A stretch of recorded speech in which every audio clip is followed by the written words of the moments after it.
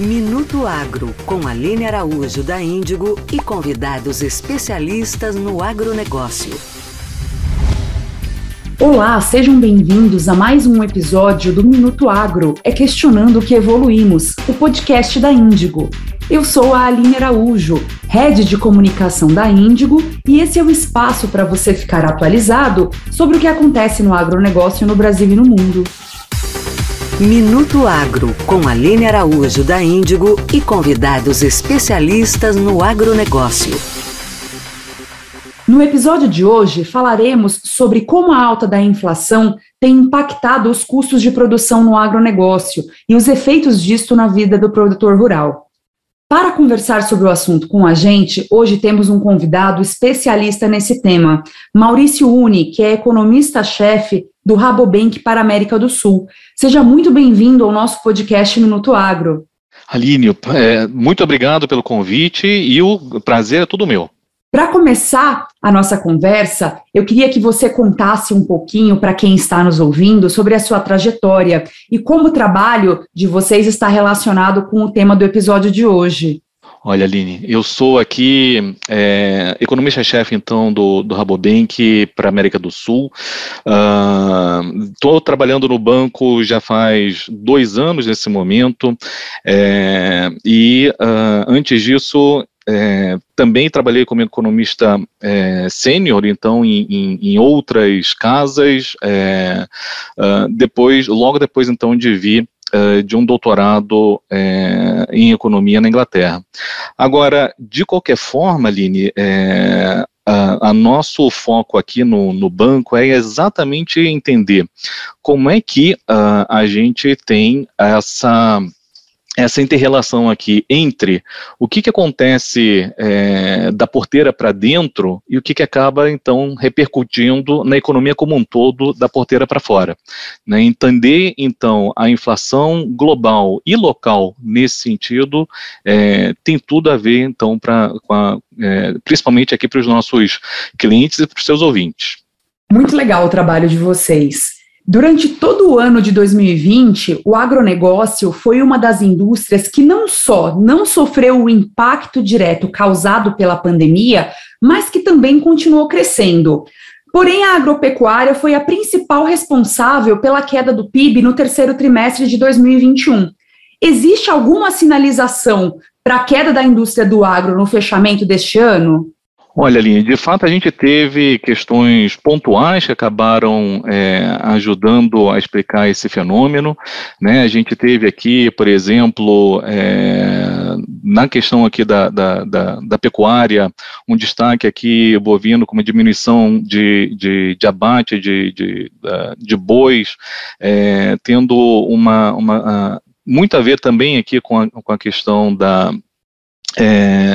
dos embargos, né, que a gente tem visto, mas a gente também acabou percebendo outras culturas que nesse trimestre agora acabaram também performando, trazendo esse resultado aqui da agropecuária, um resultado um pouquinho pior, né? Então, a gente viu aqui, por exemplo, então, café, algodão, milho, cana como sendo destaques aqui no levantamento sistemático de produção do IBGE, né, de produção agropecuária. De qualquer forma, aqui no banco, a gente ainda acredita, por exemplo, que nesse ano de 2021, apesar desse terceiro trimestre pior, a gente ainda acredita que o agronegócio consiga aqui, de uma determinada forma, performar bem, né, nesse ano e continuar ainda provendo aqui bastante alimentos aqui, não só para a economia doméstica, mas também para a economia global.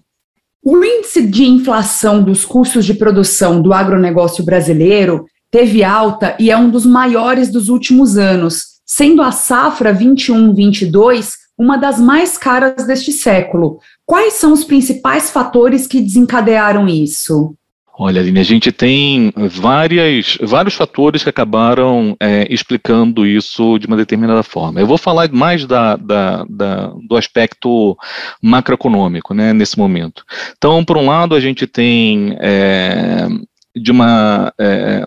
commodities de uma forma geral, né, que elas ainda mantêm o preço relativamente elevado, né, isso aqui, por um lado, ajuda na receita dos nossos agropecuaristas, mas, por outro lado, a gente também continua vendo que,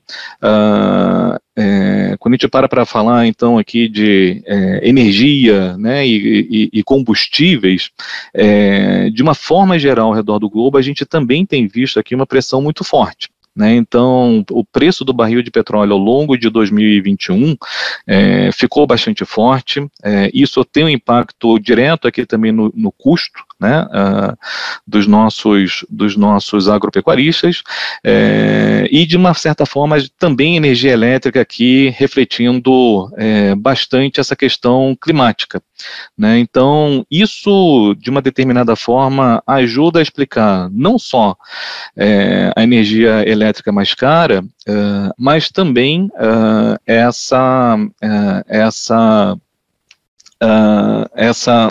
esses alimentos também que acabaram ficando mais caros nesse finalzinho de inverno aqui no Brasil, por exemplo, e se mantendo de uma determinada forma também mais altos ao longo do terceiro tri. Você falou a respeito do preço do combustível, né? Aqui no Brasil, ele é parte importante da pauta inflação e tem sido assunto recorrente no mercado. Qual que é a tendência que você enxerga para os próximos meses? Olha, Aline, quando a gente fala de combustíveis, é impressionante, né? A gente para falar, por exemplo, de uma inflação em 12 meses, parando para pensar aí pelo IPCA 15, a gente teve aqui uma inflação desses combustíveis, tanto aqui gasolina, etanol, óleo diesel e gás veicular, por exemplo, ao consumidor, da ordem de praticamente 50%. Né?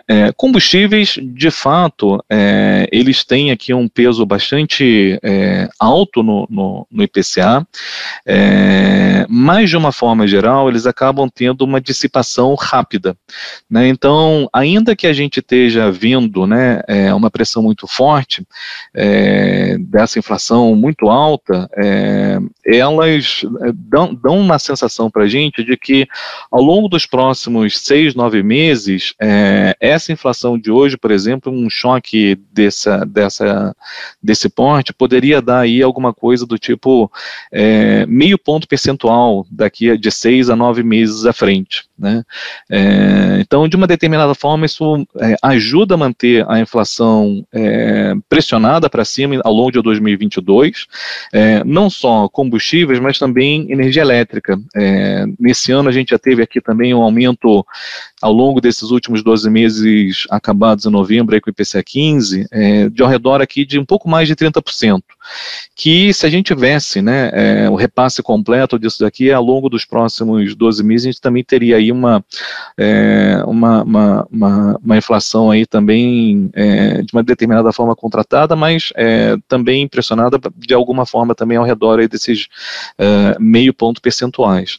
Mas o que eu acho que de uma determinada forma ainda meio que preocupa é como a inflação ao domicílio de alimentos continua ainda muito alta. A gente está falando aqui de 11,5% praticamente nesses últimos 12 meses, e essa inflação, sim, ela tem uma inércia maior, né, e acaba tendo aqui um impacto bastante forte na inflação do ano que vem, e por isso aqui a gente acha, então, que a inflação no ano que vem fique mais próxima, então, de 4,9%, bem, então, chegando aí, ficando acima, então, aí da banda superior, né, para o Banco Central. Você falou aí a respeito da questão energética e a questão dos combustíveis, né? Pensando aí no último índice IPCA divulgado, foi um dos maiores, né, desde o início do Plano Real. Além desses fatores, o que mais a gente pode atribuir essa crescente na inflação de 2021?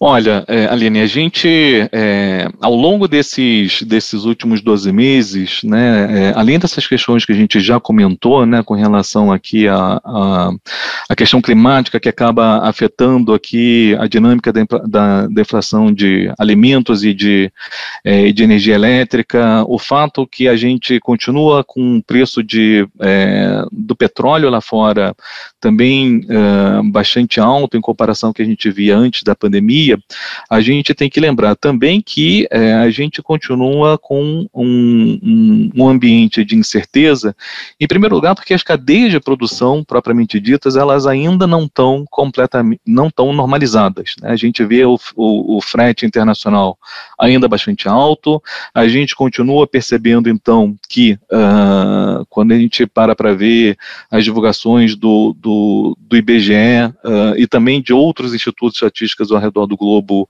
como que falta de insumos para a produção industrial acaba afetando não só a própria produção industrial, mas também o varejo, né, propriamente dito, acaba ficando sem esses produtos para serem vendidos.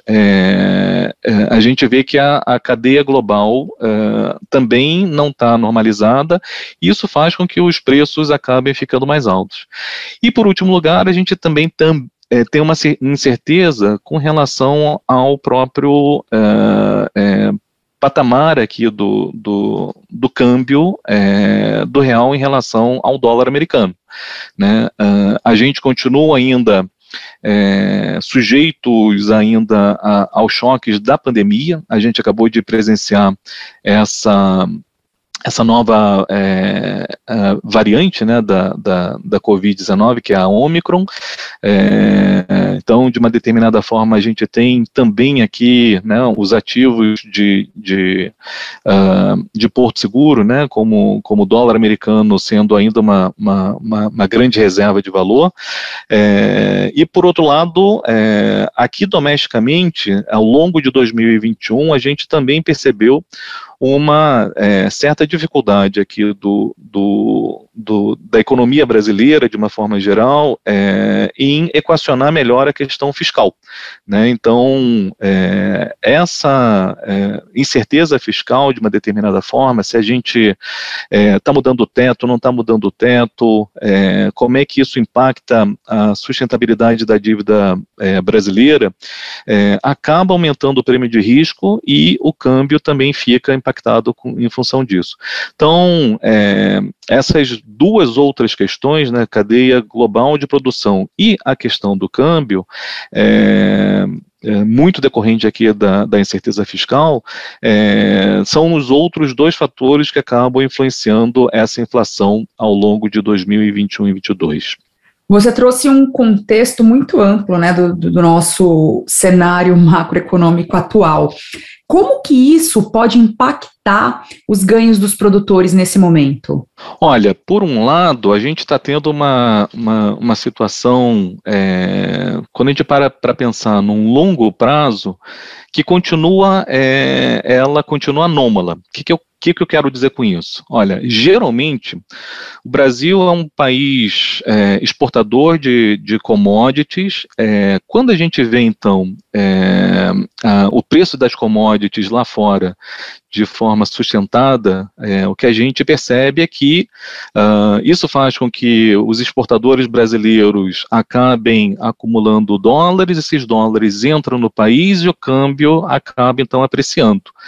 Dessa vez, o que a gente tem visto, dada a incerteza global com a pandemia, a incerteza fiscal no Brasil, a gente tem visto uma coisa que não é comum, que é tanto o preço de commodities altos, quanto o próprio câmbio brasileiro estando depreciado, né? Essa é uma situação que a gente não esperaria, né, num longo prazo.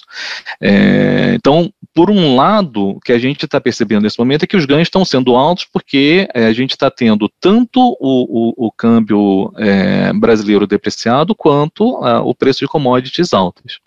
Agora, se isso faz com que os ganhos no setor agro exportador seja mais alto, a gente também tem que lembrar que os custos dos nossos agroexportadores também ficam mais altos, porque eles acabam precisando também importar aqui insumos, por exemplo, aqui no caso fertilizantes, né, mas também máquinas de uma forma geral que acabam também sendo bens de capital que acabam sendo importados, esses custos acabam sendo mais altos também, né? Então, ao longo de 2021, a gente conseguiu relativamente equacionar bem nesses dois frontes, mas para 22 a gente começa também a ficar mais restrito, né? Ou seja, dá a sensação de que os ganhos futuros parece que eles não são tão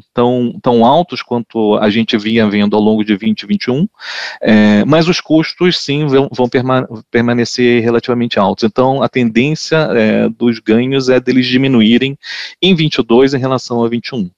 E qual que é a melhor alternativa para o produtor rural brasileiro se proteger e continuar crescendo diante desse cenário? Olha, Aline, nesse sentido, acho que é bastante importante aqui o produtor se precaver, sobretudo pensando na sua estrutura de custos, né, e pensando que a gente está ainda também com um câmbio relativamente bastante depreciado em relação aos seus valores, a seu valor que respeita mais aqui a relação dos fundamentos da economia brasileira, né? Ou seja, se a gente tivesse agora um câmbio que estivesse respeitando os fundamentos, a gente estaria falando de um câmbio mais próximo aí de entre 4,70 e R$5. A gente no momento está longe disso.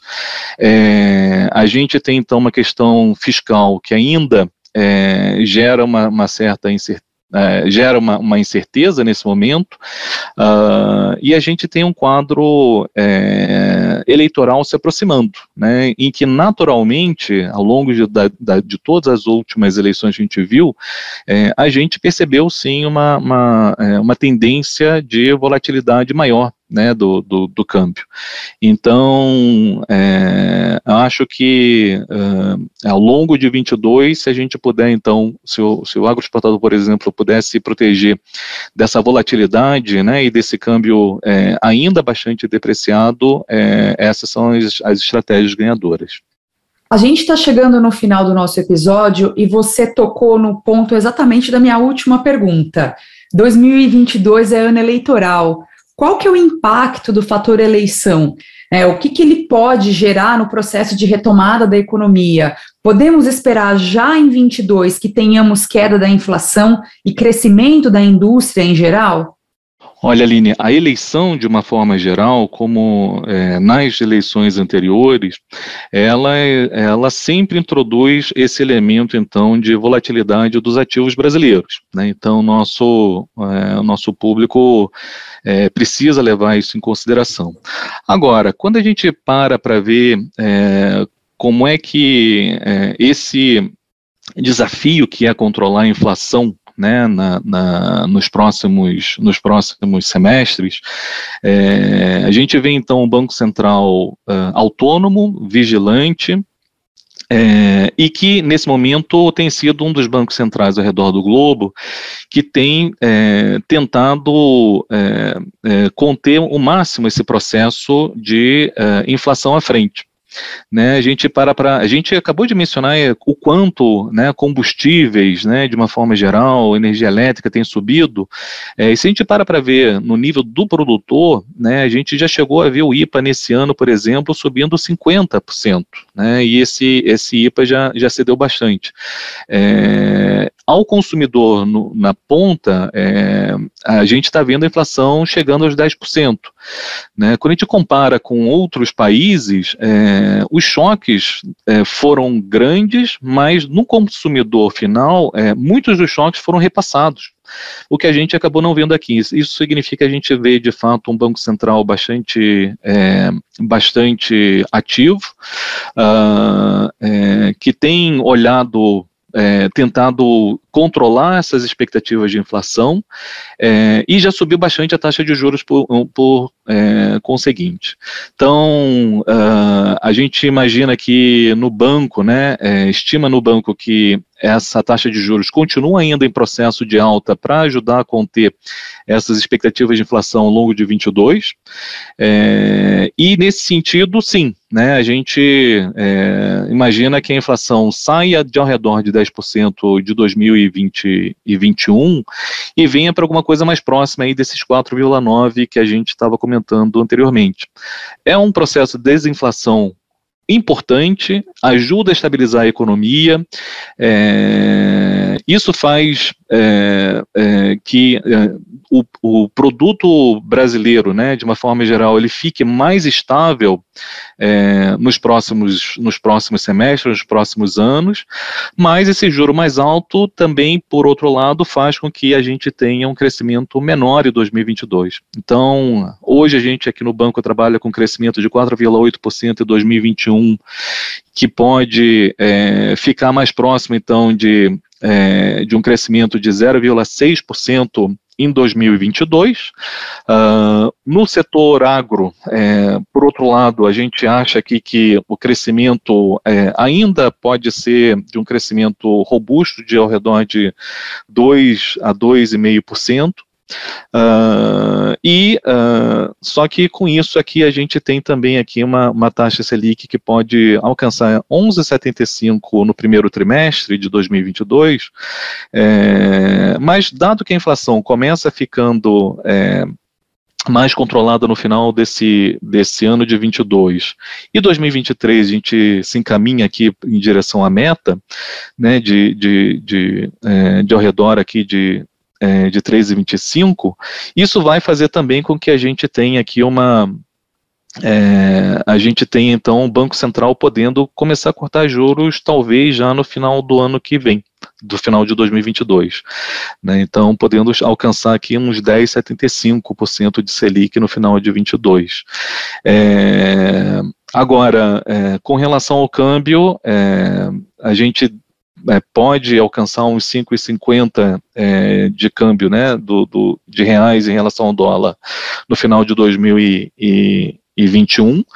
Esse câmbio ele pode continuar ainda volátil e mais depreciado por causa das eleições, também por causa das eleições e por causa da incerteza fiscal, mas ao final do ano de 22 ele termina aí em 5,60 e continua então em processo de acomodação, indo mais próximo então de 5,30 no final de 23. Então esse aqui é um cenário com que a gente está trabalhando nesse momento, mas enfim, vamos continuar atentos aqui a como é que permanece aqui a dinâmica de inflação. Ela é que tem meio que captado melhor aqui como é que a dinâmica, né, macroeconômica acaba se desenvolvendo ao longo do tempo aqui. Muito legal. Bom, Maurício, esse foi o episódio de hoje do nosso Minuto Agro. Eu queria agradecer muito a sua participação, seu tempo, a sua disponibilidade. Você deu uma aula aqui para a gente a respeito do que esperar da nossa economia para um espaço aí do próximo ano. Queria deixar aqui o espaço aberto para suas mensagens finais, para deixar para o produtor rural que está nos ouvindo uma mensagem aí a respeito da próxima safra. Aline, eu gostaria de agradecer bastante aqui o espaço que vocês nos deram, um espaço que é super importante para a gente aqui no banco, da gente se comunicar com o setor como um todo. 2022 é um ano que também ainda vem com bastante desafio, né? A gente precisa estar atento a determinados, como é que a pandemia continua evoluindo, o que isso diz respeito então à inflação global e local, mas de uma forma geral eu acho que apesar de 2021 a gente perceber então essa diminuição, né, da dinâmica do desenvolvimento aqui do setor agro, ao longo de 22, a nossa expectativa continua sendo, então, de uma recuperação desse movimento. Então, mas que requer também mais cuidado aqui, né, monitorando também, principalmente essa estrutura de custos ao longo de 22. Muito obrigada, Maurício. Eu espero aí que você tenha um excelente final de ano para você, para sua família. Agradecer aos nossos ouvintes por nos acompanhar até aqui. A nossa conversa foi ótima. Obrigado, Aline. Agradeço de novo aqui o espaço e desejo o mesmo para você, para sua família e para todos os que estão nos ouvindo nesse momento. Esse foi o nosso episódio de hoje do Minuto Agro. Eu espero que vocês tenham gostado. Obrigada a você, ouvinte, por nos acompanhar até aqui. E obrigada a você, Maurício, pela participação. Nossa conversa foi ótima. Este episódio teve produção e colaboração técnica de roteiro e de pauta do super time de comunicação da Índigo. Nos siga em todas as plataformas digitais para não perder nenhum episódio. Terminamos aqui mais um podcast Minuto Agro. Esperamos você no próximo. Você ouviu Minuto Agro, questionando que evoluímos, seu podcast da Índigo. Ouça em todas as plataformas digitais.